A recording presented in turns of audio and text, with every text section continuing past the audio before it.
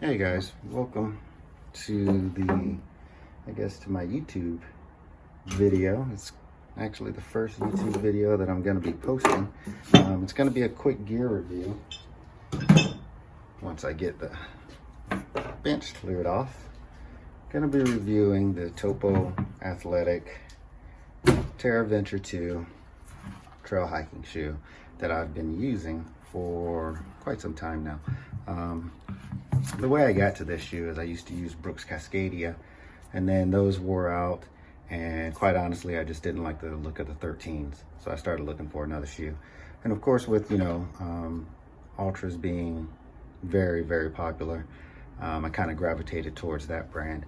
But my brother had a weird experience on the JMT in 2019 where the Ultra Lone Peak 4.0s, the sole actually delaminated all the way to about right here within the first 60 or 70 miles.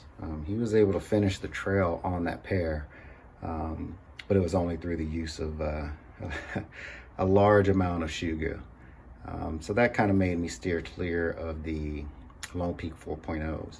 I did decide to order a pair of Temps though, but they were just very uncomfortable for me. The heel, what is that? The heel box, I guess, or the heel cup, didn't work out for me. My feet, they just hurt my feet. I didn't get blisters or anything. I did hike with them for quite a bit. Shoes are very finicky. You got to find the one that works for you. One that works for a lot of people may not work for you. But this is, I'm just presenting these as a good alternative, because with the Ultras, I did like the roomy toe box, but there's just not very many choices of shoes with the roomy toe box. But these do have a wider toe box, somewhat similar to the Ultra brand. Not as wide, but wide enough. Definitely wider than your normal shoe. At first, I tried the Topo Athletics, what are these, Ultraventure? It might be the Ultraventure 2. Maybe just the Ultraventure, Topo Athletic Ultraventure. This is a good shoe. I've worn them quite a bit, and I used them for a lot of hikes. But for me, these kind of lacked, the lateral stability that I was looking for. And I think it was the stack height. These have a 30 millimeter stack height. So it was it might've just been a bit tall for me. But again, I did wear them a lot, as you can tell, pretty worn down. And I still wear these, but they've kind of been regulated to the working around the yard, working on my truck or car, pair of shoes. But this is a very good pair of shoes too. And if you do like a larger or a higher stack height, these Topo Athletic Ultraventures may work for you too. I'm not entirely sure this particular model is available. I think they now have the Ultraventure Pro and the Ultraventure 2, and I'm not entirely sure what the differences are. But yeah, if you're good with a a higher stack height of 30 millimeters, then this shoe may work for you also. So after going and using the Ultraventures for a while, I decided to use and try the Terraventure 2, and they have worked out great for me. So I've been using them ever since. Where have I used these? I've used these on the Tahoe Rim Trail. I think I used them on the Trans Catalina Trail. I used them on section hikes of the PCT and multiple day hikes in the SoCal area, short AT sections. And during that time on the AT, it was really wet, really rocky, and these Vibram soles performed extremely well.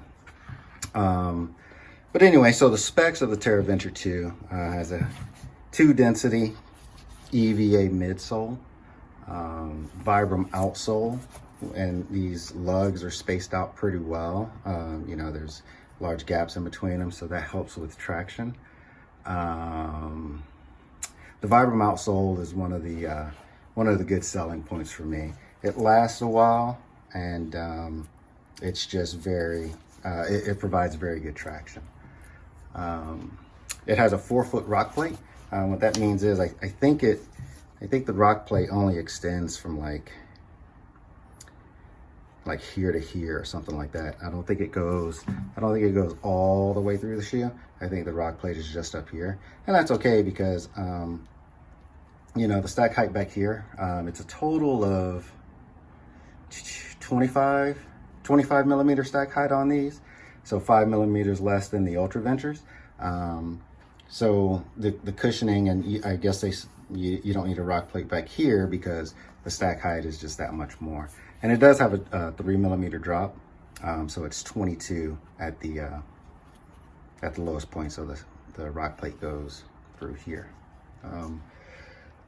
This pair on my scales, it's a size 12.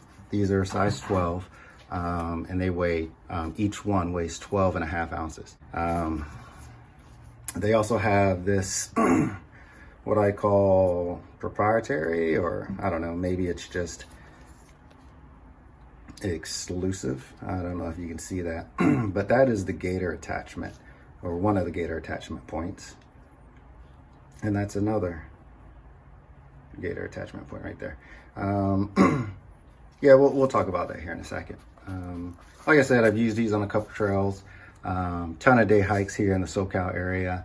And I really like them. And the reason I like them is because of the durability. So these shoes, I would bet, have, this pair in particular, probably has 500 to 600 trail miles, and probably another 300 road miles. I walk back and forth pretty often, a couple times a week, and I wear these, or I've worn these, and so they've got a lot of miles on them. But if you look, you know, the sole is hanging in there pretty well. You know, worn down over here, you can tell that my gait is kind of off, but you know, that's okay. The midsole is holding up, and the main thing is the upper. You know, you don't see any type of fraying, maybe a little bit right here. You know, a little bit of fraying right here. But overall, for the amount of miles that they have on them, they're doing extremely well. No cracks, no rips, no tears, and I would venture to say these have 800 miles on them. A good mix of trail miles and road walking miles. Got a little bit of stuff going on here from kicking rocks, but you know, that's to be expected.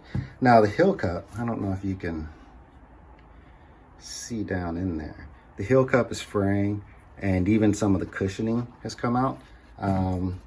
I tend to unlace my shoes before I put them on to avoid that. But you know, I guess with, you know, that many miles, that's what's gonna happen. But I don't remember that happening on the Brooks Cascadia. So this internal layer or sleeve or whatever could be a weak point. Okay, so they're not hot. I wear them a lot here in Southern California, hiking in the desert, and some of the drier regions around here. But also when I do get them wet, when I do stream crossing, they dry out really quick. The width of the toe box is not as wide as the Ultras if you look at it. I wish I had a pair of Temps or a pair of Ultras I could show you, but I don't have any. They may not look wide on screen, but the toe box is significantly wider than your normal shoe, but not as wide as an Ultra. These just look more like a traditional shoe. You know, you can wear them around town without looking, you know, when you're running errands, without looking like, you know, you're wearing a pair of clown shoes or something.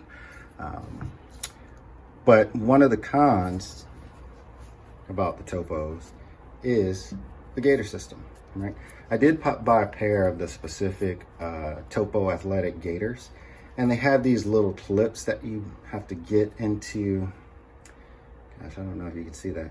that you have to get into these little holes here. And taking those on and off, getting them on is fine if you do it once a day, you know, or whatever. But if you need to do it to, you know, if you take your shoes off during a stream crossing, generally I do, well, it depends, you know. Sometimes I take my shoes off for a stream crossing. Most of the times I don't, I just, you know, wade right through. But if you're taking your gaiters on and off, you know, 2 or 3 times a day, this can get a little tiresome. And also the clip, the little hook that goes in here, I didn't scratch it or anything. I should have checked the material, but it looked like it was plastic. And so if you're on a through hike and you're wearing a set of Topo Athletic gaiters, and that clip breaks, then, you know, you're kind of relying on one. Then if that one breaks, yeah, you know, it's just more, it's not the ideal gaiter system for me. So I still, you know, Velcro on a little patch, and you can either use the Dirty Girl gaiters or the Ultra gaiters or any other alternative gaiter that you want that, you know, uses the Velcro attachments. But yeah, overall, I mean, I really like this shoe. It's been working out great for me. I think that they're getting ready to stop making this particular model, the Terraventure 2. They've been making these for a couple years. I suspect that they're getting ready to stop. So I may just hedge my bets and go ahead and buy a few more pair. But I like them so much that I've already bought another pair. And looking forward to using these bad boys. These right here will be regulated to my around the yard working on my truck general shoe, or I may tear this bad boy apart. You know, that's a pretty good idea. I want to see what's on the inside. So I may rip this bad boy apart and see exactly, you know, what's going on and how the construction is and all that stuff. We'll see. But I've already got another pair. Still have to put a Velcro patch on here, but I'll be doing that here in a little bit. But yeah, so overall, if you're looking for an alternative to the Ultra brands with a wider toe box, I think you might be able to see